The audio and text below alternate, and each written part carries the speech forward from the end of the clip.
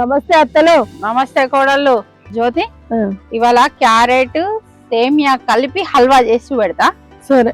3 స్పూన్లు నెయ్యి, 200 గ్రాముల సేమియా, 1/2 కిలో క్యారెట్, ఇంకో జీడిపప్పు, ఒక 20 జీడిపప్పు, ఓ 20 కిస్మిస్.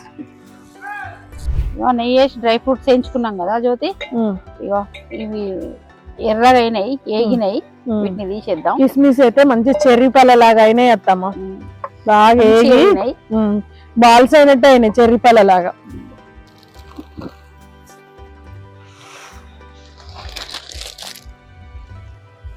సేమియా మంచి కలర్ వచ్చిందాక వేయించుకోవాలి. సేమియా కలర్ వచ్చిందాక వేపుకొని తర్వాత క్యారెట్ వేసుకోవాలి. ఇక అత్తమ్మ ఏగినాయా? వచ్చింది, ఏగినాయా? క్యారెట్ క్యారెట్ మంచి సన్నగా తురుముకోవాలి. తురుముకున్న క్యారెట్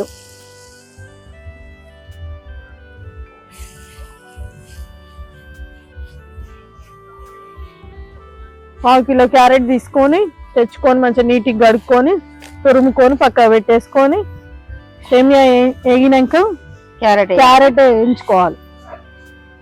క్యారెట్ వేగింది, వీటికి తగ్గట్టు నీళ్లు పోసుకోవాలా. గ్లాసు సేమియాకి గ్లాసు నీళ్లు. అంటే ఇప్పుడు మనం ఎంత తెచ్చుకున్నా కూడా ½ కిలో అనేది లెక్క లేకుండా ఇప్పుడు సేమియా క్వాంటిటీ తీసుకోవాలి. Water పోసేటప్పుడు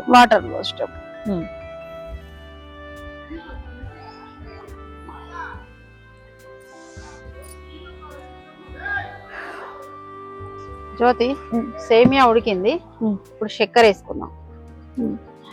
1 glass సేమియాకి 1 glass water, 1 glass చక్కెర.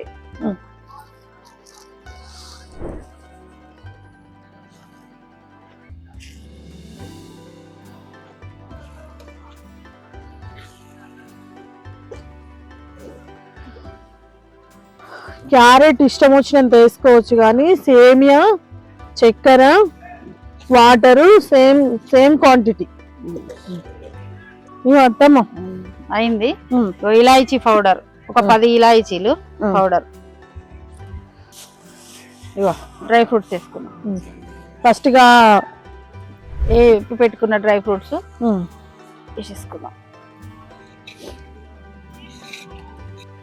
దింపేస్తాడని